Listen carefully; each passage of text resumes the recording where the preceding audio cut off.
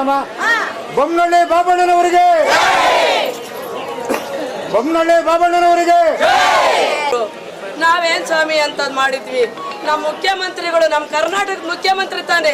ನಾವು ಕೇಳಕ್ಕೂ ಅವ್ರು ಮಾತಾಡ್ಸೋರು ಅಲ್ಲೇನು ರಾಜಕೀಯ ಮಾಡಕ್ ಬಂದಿರ್ಲಿಲ್ಲ, ಒಯ್ದಾಡಕ್ ಬಂದಿರ್ಲಿಲ್ಲ, ಕಿತ್ತಾಡಕ್ ಬಂದಿರ್ಲಿಲ್ಲ.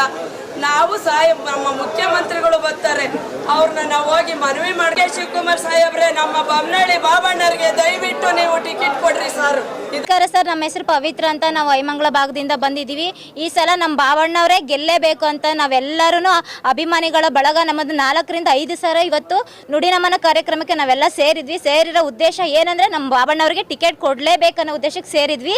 ಆದರೆ ಎಲ್ಲ ಒಂದು ಪೊಲೀಸ್ನವರಾಗಿರಲಿ ಯಾವುದೇ ಆಗಿರಲಿ ನಮ್ಮನ್ನ ದಬ್ಬಾಳಿಕೆ ಮಾಡಿದ್ರು. ನೀವು ಯಾರು ಮುಂದೆ ಬರಂಗಿಲ್ಲ ನಡೀರಿ ಅಂತೆಲ್ಲ ದಬ್ಬಾಡಿದ್ರು, ನಮ್ಮನ್ನೆಲ್ಲ ಅವಮಾನ ಮಾಡಿದ್ರು. ಯಾಕಂದರೆ ಬಂದಿರೋರೇ ಬರಬೇಕಂತ ಏನಿಲ್ಲ. ಅವರು ಈಗ ಪ್ರತಿ ಈ 2-3 ತಿಂಗಳಿಂದ ಪ್ರತಿಯೊಂದು ರೀತಿಯಲ್ಲಿ ನಮಗೆ ಹಳ್ಳಿಗಳಲ್ಲೂ ನಗರಗಳಲ್ಲೂ ಪಟ್ಟಣಗಳಲ್ಲೂ ಅವರ ಸೇವೆ ಮುಂದೆ ಏನು ಮಾಡಬೇಕಂತ ಅಂದ್ಕೊಂಡಿರೋ ಅದನ್ನೆಲ್ಲ ಈಗಿಂದನೇ ಮಾಡ್ತಿದ್ದಾರೆ. ಆ ಹೊಲ ಗದ್ದೆಗಳಿಗೆ ನೀರಿನ ವ್ಯವಸ್ಥೆ ಮಾಡ್ತಿದ್ದಾರೆ, ಬೋರ್ಗಳು ಕೊರಿಸ್ಕೊಟ್ಟಿದ್ದಾರೆ. ಅನ್ನ ಬಡ ಬಗ್ಗರಿಗೆಲ್ಲ ಅನ್ನದಾನ ಮಾಡ್ತಿದ್ದಾರೆ. ಎಷ್ಟೋ ಒಂದು ತುತ್ತಿಗೆ ಅನ್ನ ಇಲ್ದಿರೋರೆಲ್ಲ ಭಿಕ್ಷುಕರೆಲ್ಲ ಉಪವಾಸ ಸಾಯ್ತಿಂತಾರನ್ನೆಲ್ಲ ಕರೆಸಿಬಿಟ್ಟು ನಿರ್ಗತಿಕರುಗಳೆಲ್ಲ ಹಗಲು ರಾತ್ರಿ ಅವರು ಅನ್ನದಾಸೋಹ ಮಾಡ್ತಿದ್ದಾರೆ. 1 ದಿನ 2 ದಿನ ಮಾಡ್ತಿಲ್ಲ, ಹಗಲು ರಾತ್ರಿ ಮಾಡ್ತಿದ್ದಾರೆ. 2 ರಿಂದ 3 ತಿಂಗಳು ಮಾಡ್ತಿದ್ದಾರೆ. ಅದೊಂದೇ ಅಲ್ಲ, ಹಾಗೂ ಮತ್ತೆ ಶಿಕ್ಷಣಕ್ಕಾಗಿ ಪ್ರತಿಯೊಂದು 4-5 ತಿಂಗಳಿಂದ ಅವ್ರು ಎಲ್ಲ ರೀತಿ ಶಿಕ್ಷಣದ ಆಸ್ಪತ್ರೆದಾಗಿದ್ದು ರೋಗಿದಾಗಿರ್ಬೋದು, ಮತ್ತು ಮಕ್ಕಳ ವಿದ್ಯಾಭ್ಯಾಸಕ್ಕಾಗಿರ್ಬೋದು, ಒಳ್ಳೆ ಸ್ಕೂಲ್ಗಳಿಗೆಲ್ಲ ಹೋಗಿ ಸ್ಕಾಲರ್ಶಿಪ್ಪಿಂದೆಲ್ಲ ಅವರು ವ್ಯವಸ್ಥೆ ಮಾಡಿಕೊಡ್ತಿದ್ದಾರೆ. ಅಷ್ಟೇ ಅಲ್ಲ, ನಮಗೆಲ್ಲ ಒಂದು ಯಾರ್ಯಾರು ನಿರ್ಗತಿಕರಿದ್ದಾರೆ ಅವ್ರಿಗೆಲ್ಲ ಮನೆಗಳಿಗೆಲ್ಲ ಶೆಡ್ಗಳೆಲ್ಲ ಹಾಕ್ಸ್ಕೊಟ್ಟಿದ್ದಾರೆ, ಎಲ್ಲ ಹಾಕ್ಸ್ಕೊಟ್ಟಿದ್ದಾರೆ, ಹೊಲಗಳಿಗೂ ಮನೆಗಳಿಗೂ. ಮತ್ತು ಏನೇನು ಅವರು ಸೇವೆ ಮಾಡ್ಬೇಕಂತಿದ್ದಾರೋ ಮತ್ತು ಕುಡಿಯೋ ನೀರಿಂದ ಎಷ್ಟು ಸಮಸ್ಯೆ ಇದೆ ನಮ್ಮ ಹಿರಿಯೂರು ಕ್ಷೇತ್ರಕ್ಕೆ ಅಂದರೆ, ಅವ್ರು ಬಂದಾಗಿಂದ ನೀರಿನ ಸಮಸ್ಯೆ ಪೂರ್ತಿ ನಿರ್ಮೂಲನೆ ಆಗ್ತಿದೆ ಅಂತ ನಾನು ಹೇಳಕ್ಕೆ ಇಷ್ಟಪಡ್ತಿದ್ದೀನಿ. ಯಾಕಂದರೆ ಬೆಳಿಗ್ಗೆಯಿಂದ ಸಂಜೆವರೆಗೂ 2 ರಿಂದ 3 ಟೈಮ್ ಅವರು ಟ್ಯಾಂಕರ್ಗಳನ್ನ ಕಳಿಸಿದ್ದಾರೆ. ಬೆಳಿಗ್ಗೆ ಪ್ರತಿ ಯಾವ್ಯಾವ ಹಳ್ಳಿಗಳಲ್ಲಿ ಏನೇನು ಸಮಸ್ಯೆ ಇದೆ ಅಂತ ಖುದ್ದಾಗಿ ಬಂದು ಮನೆಗೆ ವಿಚಾರಿಸಿ ನೀರಿನ ಟ್ಯಾಂಕ್ ಬೆಳಿಗ್ಗೆ 1 ಟೈಮ್ ಬರುತ್ತೆ, ಸಂಜೆ 1 ಟೈಮ್ ಬರುತ್ತೆ.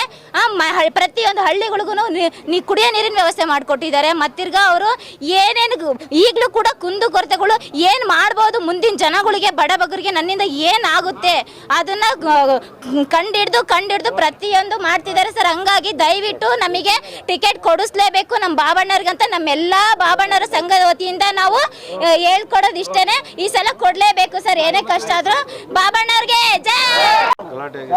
ನಾವು ಶ್ರೀಧರ್ GH ಅಂತೇಳಿ ಈ ಕ್ಷೇತ್ರದ ಒಬ್ಬ ಮತದಾರ, ಒಬ್ಬ ದಲಿತ ಪರ ಸಂಘಟನೆ ಹೋರಾಟಗಾರ ಶ್ರೀಧರ್ ಅಂತೇಳಿ.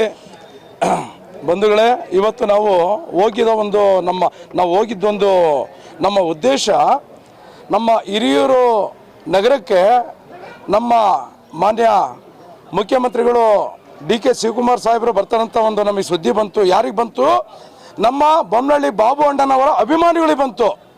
ನುಡಿ ನಮನ ಕಾರ್ಯಕ್ರಮಕ್ಕೆ ಬರ್ತಿದ್ದಾರೆ ಅಂತೇಳಿ. ಹಂಗಾಗಿ ನಾವೇನು ಮಾಡಿದ್ವಿ, ಎಲ್ಲ ಒಗ್ಗಟ್ಟಾಗಿ ನಾವು ಬಾಬಣ್ಣನ ಪರವಾಗಿ ನಾವಲ್ಲಿ ಗಲಾಟೆಗೆ ಹೋಗಿಲ್ಲ, ಗದ್ದಲಕ್ಕೆ ಹೋಗಿಲ್ಲ, ಏನೇ ಮಾರ್ಕಸ್ತ್ರ ತಾಂಡೋಗಿಲ್ಲ.